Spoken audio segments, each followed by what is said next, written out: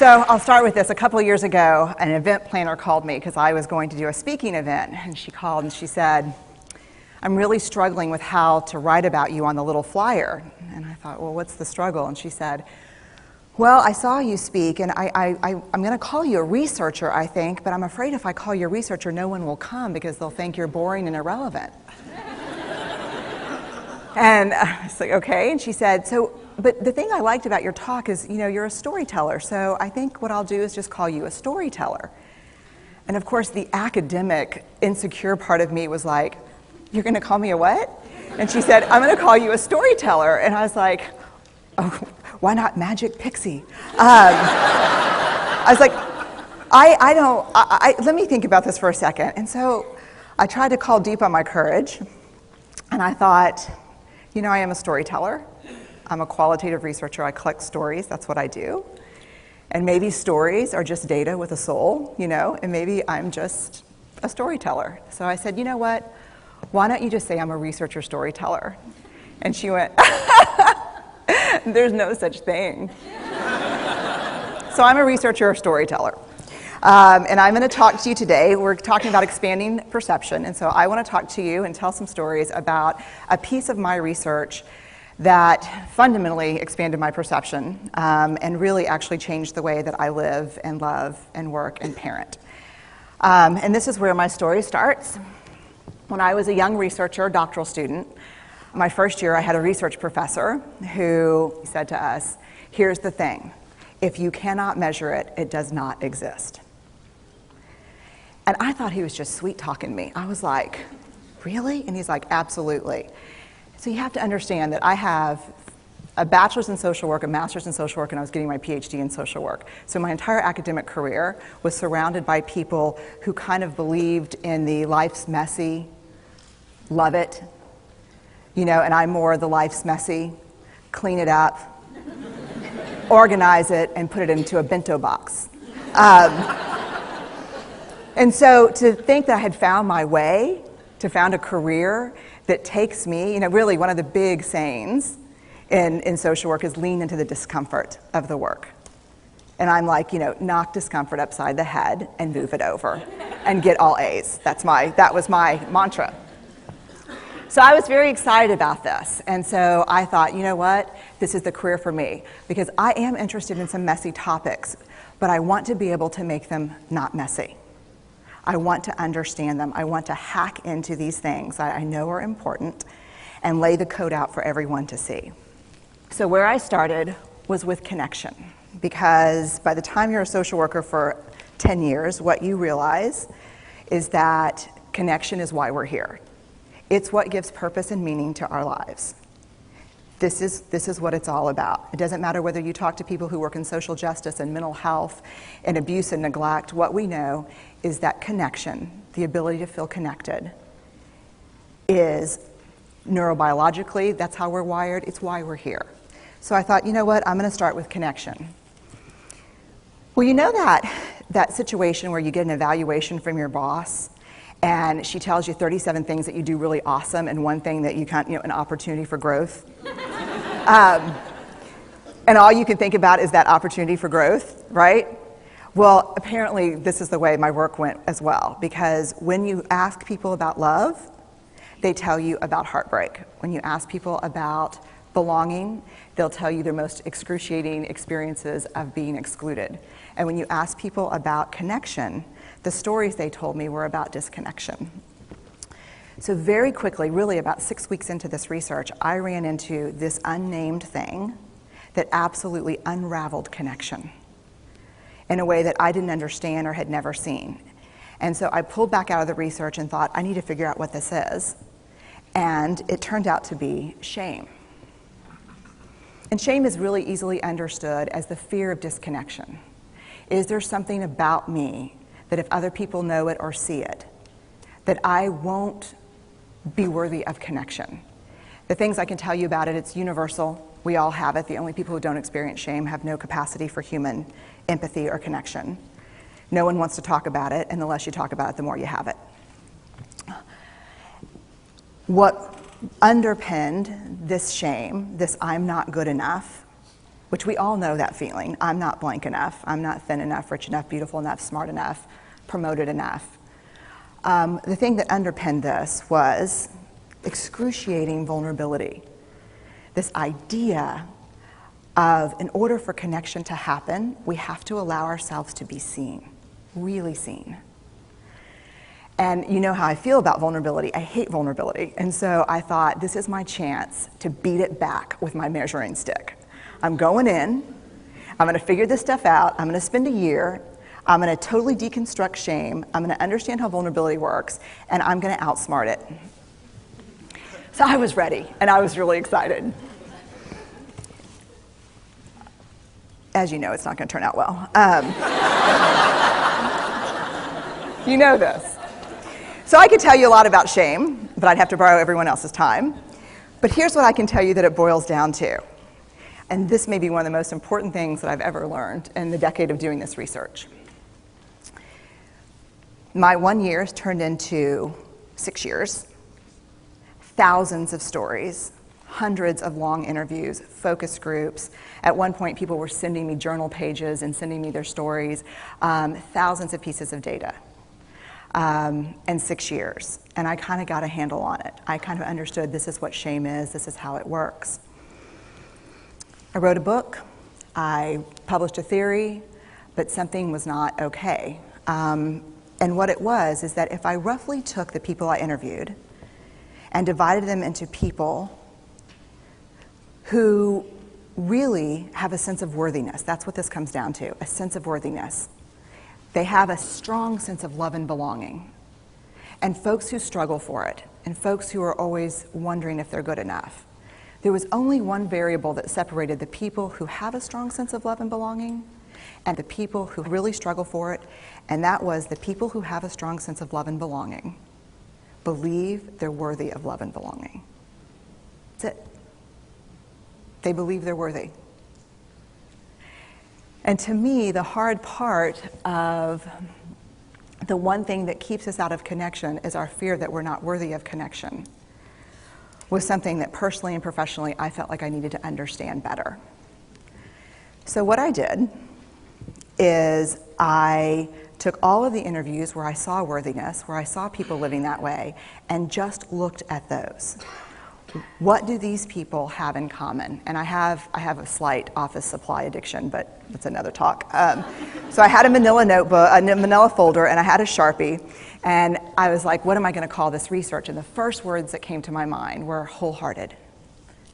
These are kind of wholehearted people living from this deep sense of worthiness. So I wrote at the top of the manila folder, and I started looking at the data. In fact, I did it first in this in a 4-day, very intensive data analysis where I went back, pulled these interviews, pulled the stories, pulled the incidents. What's the theme? What's the pattern?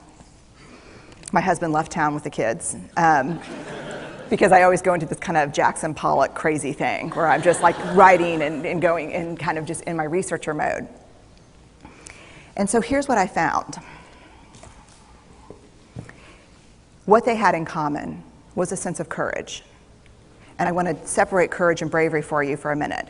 Courage, the original definition of courage, when it first came into the English language, it's from the Latin word cur, meaning heart. And the original definition was to tell the story of who you are with your whole heart. And so these folks had, very simply, the courage to be imperfect.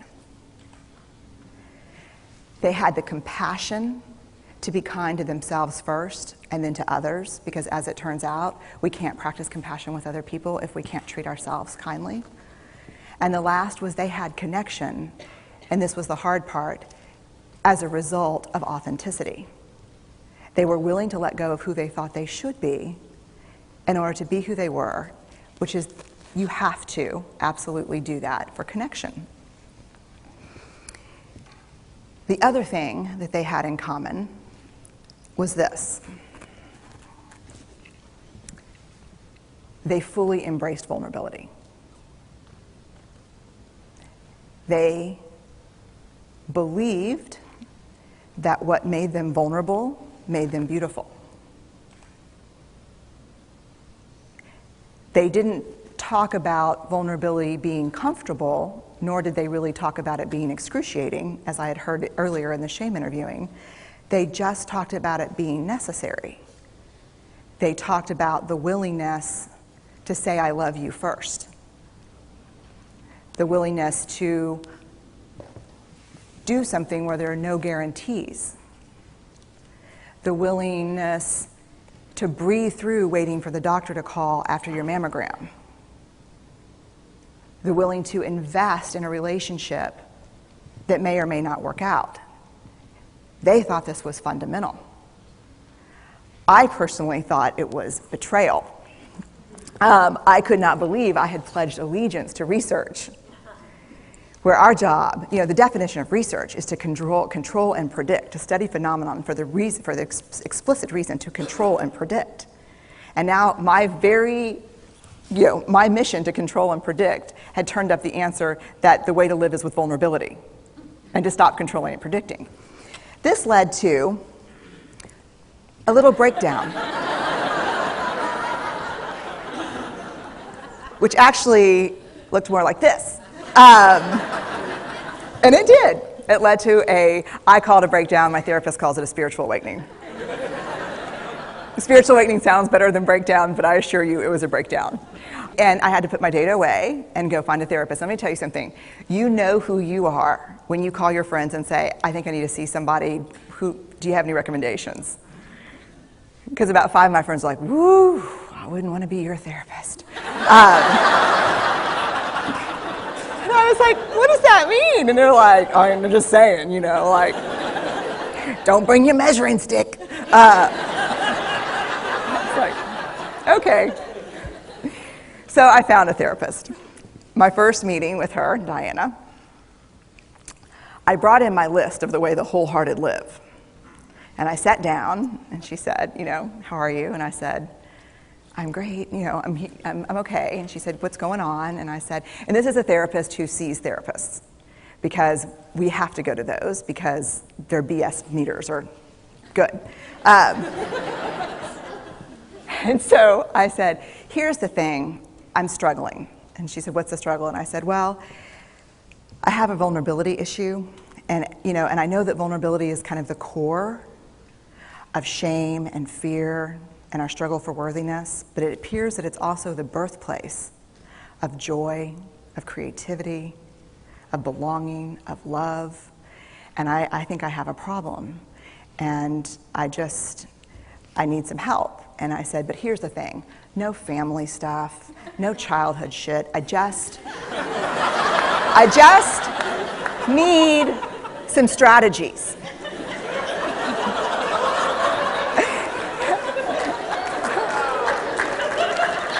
Thank you.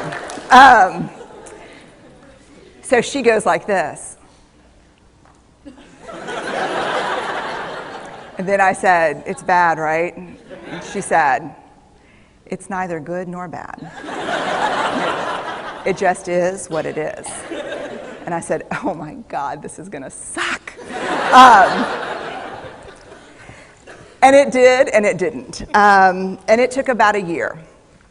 And you know how there are people that, like, when they realize that vulnerability and tenderness are important, that they kind of surrender and walk into it? A, that's not me. And B, I don't even hang out with people like that. For me, it was a year-long street fight.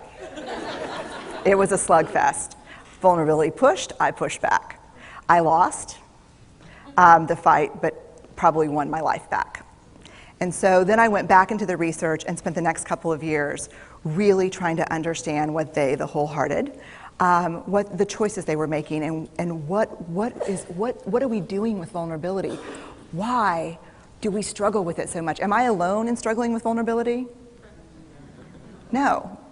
So this is what I learned. We numb vulnerability. When we're waiting for the call, it was funny, I sent something out on Twitter and on Facebook that says, how would you define vulnerability? What makes you feel vulnerable? And within an hour and a half, I had 150 responses. Because I wanted to know, what's out there. Having to ask my husband for help because I'm sick and we're newly married. And initiating sex with my husband, initiating sex with my wife, being turned down, asking someone out, waiting for the doctor to call back, getting laid off, laying off people. This is the world we live in. We live in a vulnerable world. And one of the ways we deal with it is we numb vulnerability. And I think there's evidence, and it's not the only reason this evidence exists, but I think that it's a huge cause.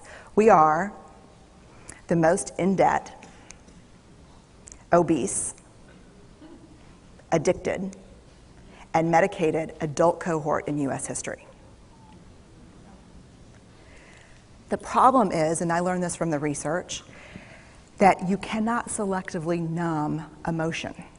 You can't say, here's the bad stuff. Here's vulnerability, here's grief, here's shame, here's fear, here's disappointment. I don't want to feel these. I'm going to have a couple of beers and a banana nut muffin. I don't want to feel these. And I know that's knowing laughter. I hack into your lives for a living. I know that's, God. You can't numb those hard feelings without numbing the other affects or emotions. You cannot selectively numb. So when we numb those, we numb joy. We numb gratitude. We numb happiness. And then we are miserable and we are looking for purpose and meaning. And then we feel vulnerable. So then we have a couple of beers and a banana nut muffin. And it becomes this dangerous cycle. One of the things that I think that we need to think about is why and how we numb. And it doesn't just have to be addiction. The other thing we do is we make everything that's uncertain certain. Religion has gone from a belief in faith and mystery to certainty. I'm right, you're wrong, shut up. That's it. Just certain. The more afraid we are, the more vulnerable we are, the more afraid we are. This is what politics looks like today. There's no discourse anymore. There's no conversation. There's just blame. You know what blame? You know how blame is described in the research? A way to discharge pain and discomfort. We perfect. If there's anyone who wants their life to look like this, it would be me. But it doesn't work, because what we do is we take fat from our butts and put it in our cheeks. Which just, I hope in 100 years people will look back and go, wow. You know. And we perfect, most dangerously, our children. Let me tell you what we think about children. They're hardwired for struggle when they get here. When you hold those perfect little babies in your hand, our job is not to say, look at her, she's perfect. My job is just to keep her perfect, make sure she makes the tennis team by 5th grade and Yale by 7th grade. That's not our job. Our job is to look and say, you know what? You're imperfect and you're wired for struggle, but you are worthy of love and belonging. That's our job. Show me a generation of kids raised like that and we'll end the problems I think that we see today. We pretend that what we do doesn't have an effect on people. We do that in our personal lives. We do that corporate, whether it's a bailout, an oil spill, a recall. We pretend like what we're doing doesn't have a huge impact on other people. I would say to companies, this is not our first rodeo, people. We just need you to be authentic and real and say, we're sorry, we'll fix it. But there's another way, and I'll leave you with this. This is what I have found. To let ourselves be seen, deeply seen, vulnerably seen. To love with our whole hearts, even though there's no guarantee. And that's really hard, and I can tell you as a parent, that's excruciatingly difficult. To practice gratitude and joy in those moments of kind of terror when we're wondering, can I love you this much? Can I believe in this passionately? Can I be this fierce about this? Just to be able to stop and instead of catastrophizing what might happen, to say, I'm just so grateful. Because to feel this vulnerable means I'm alive. And the last, which I think is probably the most important, is to believe that we're enough. Because when we work from a place, I believe, that says, I'm enough, then we stop screaming and start listening. we're kinder and gentler to the people around us, and we're kinder and gentler to ourselves. That's all I have.